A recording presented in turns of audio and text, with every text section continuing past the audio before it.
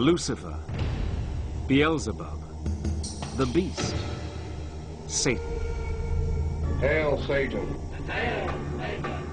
When you say Satan to me, I think God. He has been called many names. He has taken many strange and different forms. The idea of God's evil enemy has been around for thousands of years. And it's still as powerful as ever. Evil is real, and it must be opposed. But where did Satan's story begin? Where did he come from? And how did he become the Prince of Darkness?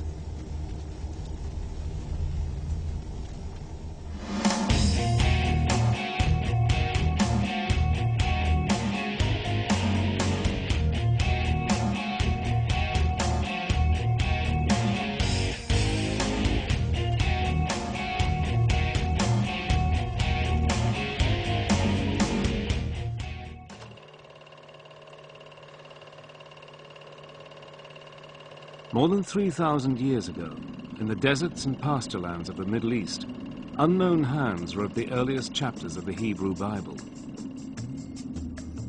If the devil had a birthplace, surely it was here, somewhere in the book known to Christians as the Old Testament.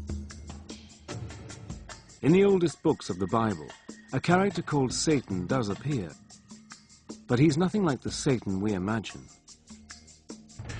When we read the Old Testament, we find that from time to time there is this strange dark figure who pops up called the Satan. The word the Satan is actually a title. The word means the accuser. And to begin with, it seems that the Satan is one of the angels or attendants in the heavenly court. One of God's servants who, in a sense, had to do some of the dirty work. This Satan has no power of his own. He does only what God tells him. Nor is he a horrible creature with horns and a tail. There's no kind of prince of darkness, somebody who's standing opposite to God. Throughout most of the text, there's no concept at all of an evil force. One of Satan's earliest appearances is as an angel in the book of Job.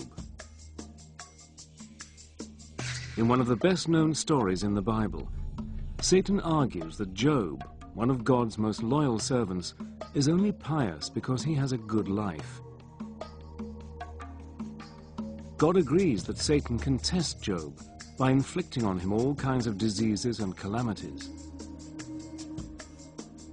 In the end, in spite of dreadful sufferings, Job continues to worship God, and Satan loses the argument.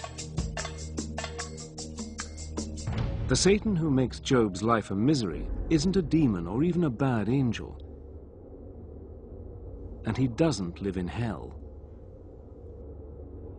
There wasn't any kind of concept of a hell like we have, you know, a place of fiery torment and torture. In fact, to the ancient Israelites, what happened when you died was really very little. You went to a place called Sheol, and this was just a sort of dark, shadowy place, a sort of underworld, where everybody who died went, irrespective of whether you were good or bad. So where is the Satan we know? Where's the fiend who's eternally at war with the forces of good? The monster who rules over the flames of hell and punishes sinners? Where is the fallen angel with his legions of demon helpers, tempting humans to do evil things so that he can win their souls? If the traditional devil doesn't come from the Jewish Old Testament, where does he come from? Since human history began, people all over the world have believed in demons and evil spirits. A few share some traits with our devil, like horns or a beard, but none are as powerful as Satan. So where did people first get the idea of an ultimate evil being? 3,500 years ago, in ancient Persia, where Syria, Iraq and Iran are now, there were many gods, good and evil, until one man, a religious teacher called Zoroaster, reduced the whole complicated cast of characters to two. Zoroaster is a revolutionary, primarily because he in one sense, personifies these ethical categories into a good god, Ahura Mazda, and a bad god, Ahriman. And this is an extremely potent idea, and one which forms the basis for later conceptions of dualistic thought. In other words, the separation between good and evil. The good god is the all-knowing Ahura Mazda, the god of light and order. The evil god is Ahriman, god of chaos, darkness and lies. In Zoroaster's teachings, the universe is a battlefield between the gods of good and evil, and every person on earth must take sides. After death, good people are rewarded in heaven, while sinners are punished in a dark and gloomy hell.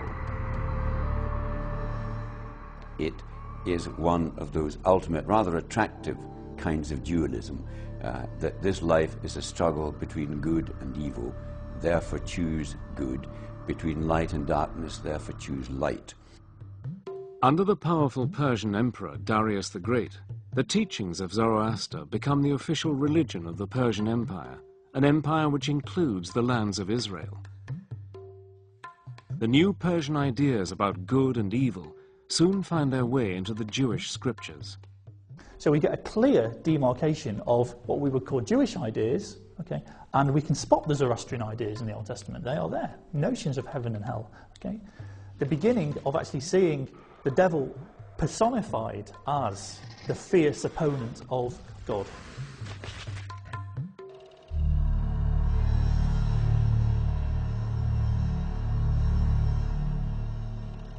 As the Persian Empire in turn is defeated by Alexander the Great, Greek culture comes to ancient Israel. The Greeks introduce a huge cast of gods and goddesses, including one who will shape our image of Satan for centuries. Hades has a black face or black beard. He sits on a throne, often made of ebony, and he wields a two-pronged fork, not for prodding sinners, but for blasting things to bits. To the classical Greeks, the underworld was ruled by Hades, who was the god of the dead. He was one of the Olympian gods, but he seems to have spent most of his time in this dark, shadowy underworld, which is also called Hades. Now, he wasn't a very nice character. He seems to have been very morbid and morose, and nobody really liked him. None of the gods liked him, and certainly no humans liked him. Hades wasn't very likable, but he wasn't evil either. In fact, the ancient Greeks see Hades as a god of justice. They believe that when people die, they go to Hades, and he decides whether they go to a place of happiness or a place of misery.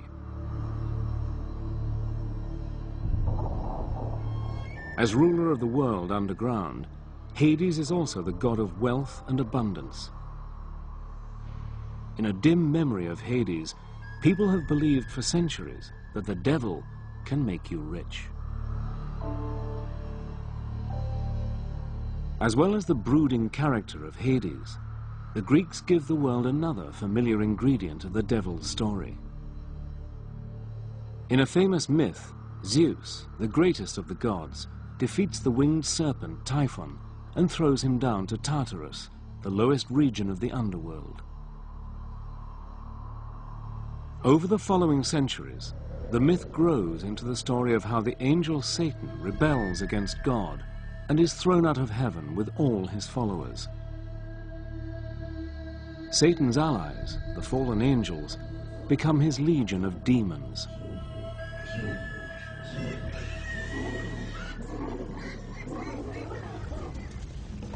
When we think of hell, we think of fire, lava, and sinners being horribly tortured. But where did this picture come from? The underworld of Hades doesn't have fire, but ancient Jerusalem does. When we read the Gospels, we come upon Jesus warning people that there is this dangerous fate that might await them, and it's called Gehenna, which was the old